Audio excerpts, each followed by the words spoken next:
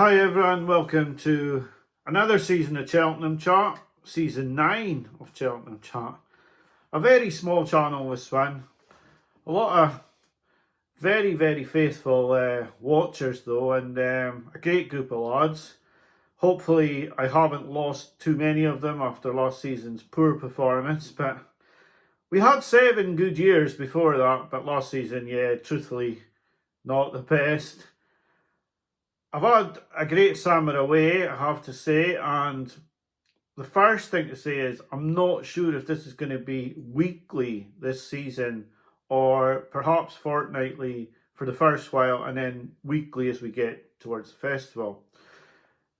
For the people that don't watch very much, this channel is completely about the Cheltenham Festival and the build up to the festival and my view of horses who are, I believe, going to go to the festival and have a chance, or my view on their runs as they go towards the festival. Like I say, I've just had a great summer off, and actually my betting banks have done okay to very small stakes on the flat, so perhaps I should go back to that, but I simply can't with the job I do. So we will look to try and put the wrongs of last season right this season. I managed to put up a weekly selection on just another challenge.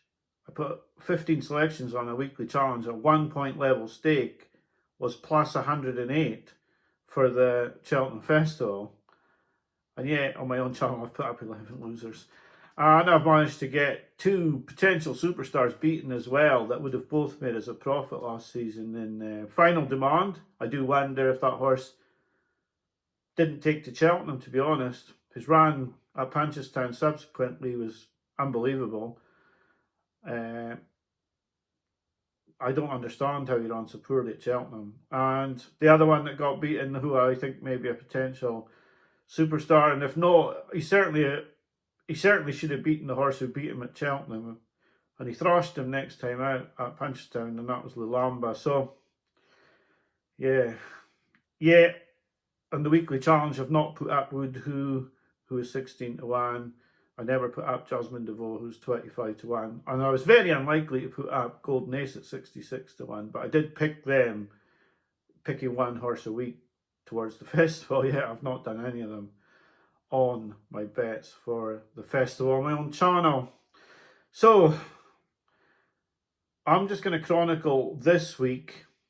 That's what the channel does, the chronicle horses from the previous week, and we talk about their chances going forward to Cheltenham. I won't look back further through the season. There have been some good performances like Spindlebury, Ilite Tom. I did like Conman John at the October meeting, but he beat a horse who was beaten at the weekend, so perhaps that form's not as strong as I first thought. A couple of things just to bring up before I start the horses. Firstly, my friend Adam, who is a caddie with me, he met someone at the King's Club in Inverness who was playing. He's a fan of the show, this person who met Adam. So as I spend a lot of time in Inverness, if that person does want to comment below, could perhaps meet up maybe at the bookies or for a coffee or whatever and talk racing if they wanted to. But I don't know the person's name. Adam couldn't remember, so if that person just wants to get in touch, we could maybe talk racing one day or a couple of times. Obviously, they're very interested in horse racing, and they've got the interest in golf as well, so that might be quite nice. The other thing to say is, over the summer, I met one of my childhood heroes, actually. He trained one of the horses who got me into horse racing, and it wasn't a jumps horse, it was Dancing Brave, who I believe was one of the greatest horses that ever ran. He won in one season a Craven, a 2,000 guineas, an Eclipse, a King George, an Arc de Triomphe. Just a wonder horse. Was beaten in the Derby, clocked the fastest final 3 furlongs ever run in the Derby, but was beaten by a bad ride, really. and a good ride on Shahrastani, but a bad ride on Dancing Brave. And that was Guy Harwood, and it was just amazing to talk to Guy on quite a few occasions during the summer. And what a sharp guy he is for 86. Yeah, it was a pleasure to meet him. So, with all that said, we'll get into the racing now, and we'll try and find some winners for our channel. And I won't be doing these challenges again because, yeah, that just made me feel worse that I picked 16 to 1 and 25 to 1 winners, and I didn't put them up on my own channel, and I've ended up making a loss on the year. It is a difficult thing to do, judging when to put anti-post bets up. And I can assure you of that because I've only properly backed one horse for this season's festival, and the horse has already been ruled out for the season, and that was Jasmine DeVoe for the Stairs Hurdle, who I thought would have had a fantastic chance. And the horse has been sound now for 2 seasons. First season stayed sound and won the bumper. Second season won the Albert Bartlett, and now it's out for the season. And that's the problem, and that's part of the reason I was trying to keep a lot of my bank back last season for the festival itself, but then you're not getting any value. You need to judge when you're going to bet, and I didn't do that well last season. So I will endeavour to do better for the however many are staying loyal, and I hope there's quite a few, and I think there probably will be, because we have, although it's a small band of followers, I think they like the show and they like how I talk. So I've got a very firm view on one horse this episode, and it's a negative one. I was really disappointed with one display this week from a horse who I had very high hopes for. And I mean, they're not final, it's not over because of this one poor showing, but it certainly needs to be improved vastly on to get himself back into the picture for the Cheltenham Festival. I'll get on to the episode now. Thanks for watching, and I'll get on to the horses I feel are worth talking about for the Cheltenham Festival that ran in this week. Just to quickly say, Navan on Monday will be reviewed in my next video. So during the week, I was really excited to see a couple of horses at smaller meetings, and the first of those really delivered, with Diva Luna being foot perfect and winning those she liked. I'm unsure about the fitness of the horses she beat, but she was really good with her jumping, and she's always been held in the highest regard by the trainer. I think she could be about to fulfill her promise, but you can never tell. Last season she looked good, and then all of a sudden went off the rails. But very, very good chase debut, and yeah, I hope she will progress this season into a mare's chase horse for Ben Pauling. The other horse now, I am well known for speaking it as it is. Well, I think I am anyway. And Derryl Hustler Paddy, I was really excited to see his chase debut. Honestly and truly, I've rarely watched a worse novice chase. How they all finished is beyond me. I seen tweets saying this was a good opening run from Derryl Hustler Paddy. Well, for me, if you can forgive this jumping display, he looked like he'd been schooled on an ice rink.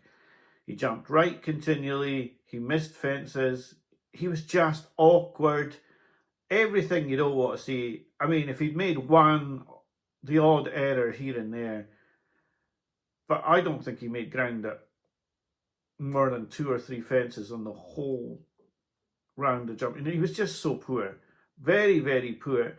Now, he is clearly a good horse. I really rate the form of the Albert Bartlett last season, but he has to improve massively in the jumping department. Even if he wasn't fit, his jumping was shocking. Really, really poor.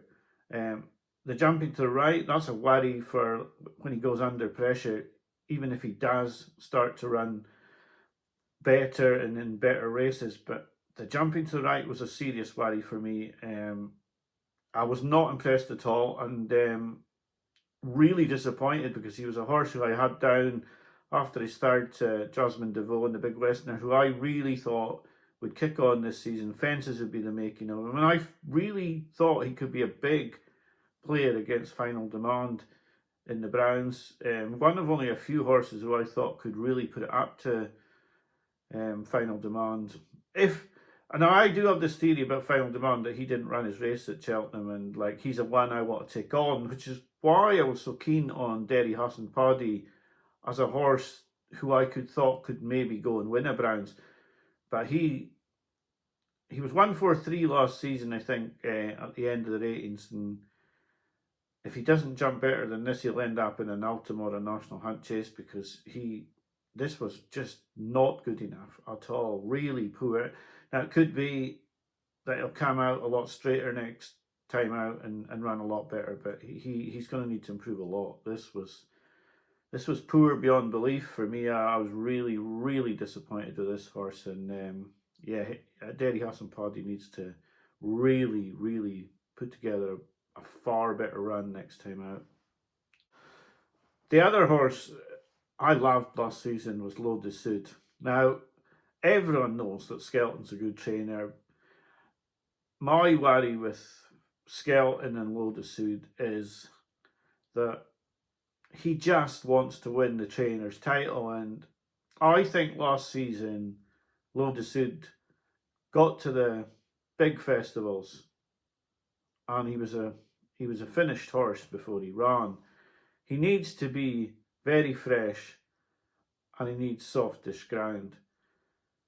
But I think he lost his Arkle in the Kingmaker, and I really didn't like his run, even though he won last season in the King George VI Sandown. I think if you want this horse to be at his absolute peak, I wouldn't run him again until the Champion Chase, and that's been completely truthful. I think this horse has only got a few big runs in him in a season, and he produced one of those. He was unbelievable on Friday. His jumping was superb, and he just looked like fresh as paint going up that running. And that can lull you into, and I know they're going to do it, they're going to run in the Tingle Creek, and it'll be on a swamp, and he may run a really good race, may even win. But it's the effect that's going to have on him, and then they'll run him again in a prep race for the Champion Chase, and then he'll go to the Champion Chase and he won't run his race. That's my opinion. And I think if you want Leau to win a Champion Chase, I think he should be in his box. And I know that's not a view that a lot of people like. People want to watch horses racing, but I think this horse in particular runs his absolute prime race when he's fresh and he hasn't run for quite a while. He's come out on Friday and destroyed Jonbon. He made Matata make mistakes. He was absolutely cruising the whole way in that race. And I think Leau is a very, very good horse, but he can only produce it a couple of times this season. And if they want to win the Champion Chase, I truly believe they should be nowhere near the Tingle Creek. Whether he wins it and they get the money in the Trainers' Championship or not, I don't think he should be running in the Tingle Creek if they want to win the Champion Chase. That's purely my opinion, but it's what I believe, and he needs to be very, very fresh, and he certainly doesn't need to be going too early in his races either, because he's lost a couple of pots over hurdles, big pots, where he's just been cantering so, and they've just taken him into the lead, and then he's just pulled himself up. He is a horse like that. I mean, I know he ran away from his field on Friday, but he was just so far superior to them. But when he got beaten in the Betfair hurdle, he went too early, and Iberico Lord picked him up, and then Absurd picked him up. No disgrace in the county hurdle to get picked up by Absurd, but I think Harry Skelton couldn't believe he got picked up by Absurd. So he is a high-level horse, but I think he's only got a few big runs in him in a season, and I think if he was mine, he'd certainly be getting put away. No drama this end for Paul Nicholls. He won really nicely. I'm sure he'll go to the Charlo now and who knows from there. He does look a very good horse. I do wonder if this race fell apart a little bit, but you can't take away from him that he's won very, very nicely. And this is the second time he's beaten highly touted horses. In the Bumpery one, he beat a horse that Skelton wouldn't hear of defeat for, and he's battered him away very easily. And I think, in truth, this is, a very good horse, but he needs to go up in class again, and we'll see where he is. But he could be underestimated because Nicholls has not got a lot of good horses this season and is struggling. There's no question about that. Nicholls is struggling for big horses and big Saturday horses at the moment. But I think No Drama of the Scent is very good. It's how good can he be that remains to be seen. But this was a very, very good performance. First time over hurdles, and he must be an exciting horse to have in the yard for them. July Flower. Now, this is 2-miler, and a bit like Put the Kettle On, people thought the horse was better over 2.5 miles, yet she's come in here and she's beaten, I think a lot of people would say it's only Be Aware, but Be Aware was really highly touted in Skelton Chart last season and just did not produce. I have to admit, after 2 fences, I messaged my friend and said, I think Be Aware's going to win this, because Be Aware was jumping beautifully low and quick, whereas July Flower was almost ballooning fences, certainly jumping higher than I'd like, but she still picked Be Aware away. And I was impressed with this performance, because you need to stay in the Arkle. I think she's underestimated. A lot of de Bromhead's horses get underestimated. People will think maybe she's a mare's chase horse because she ran over further last season. She looks like she needs a little bit further, but she's strong in the final furlong. I think you need that in the Arkle, and I was quite impressed. I think she's a little bit overpriced actually for the Arkle at the moment. I think that'll be her target. Everyone thought that Put the Kettle On was going to go to the 2.5 miler, but they kept her at 2 miles, and I think July Flower could be a horse if there's no real superstar. She's going to be in here pitching at about 7-8 to 1 on the day, and she'll have her chance. But I've been caught out by the Arkle trial before, and yeah, we'll see how she progresses against the top Irish horses over the season, but I would not write her off, because de Bromhead will go quiet soon and he won't be picking up so many winners, but his horses are always primed for Cheltenham, like we saw last year with Bob Bollinger, etc. winning. So I think if you're having a book for the Arkle, I'd have her in it for sure, because she'll be underestimated.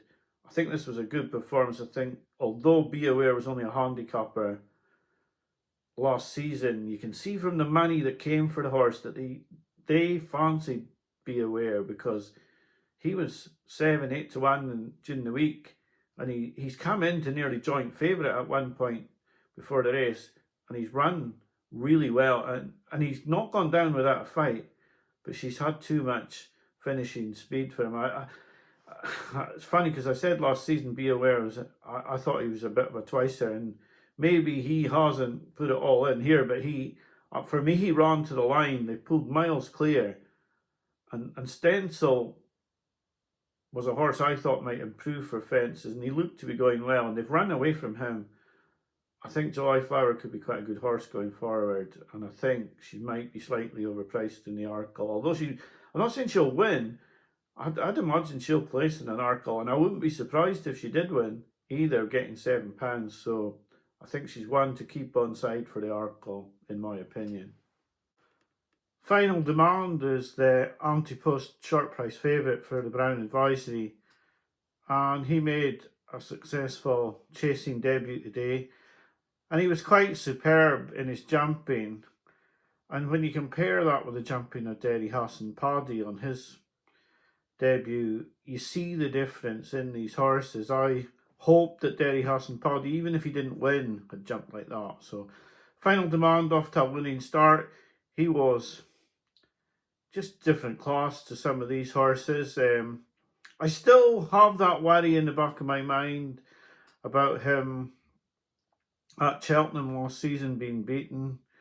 Maybe they're going to ride him differently this year, but I just worry about that race at Cheltenham where he was beaten. He's shown just exemplary form away from Cheltenham, and yet he's run what I consider to be quite a poor race. Maybe he needed to be in the Bartlett, but yeah, that Nicholls still is with me. I can't be with him at a short price for Cheltenham, even on the back of the jumping today. He was very good, but that will go with me. I think maybe because I lost money on him last year that I'm a bit wary of him at Cheltenham.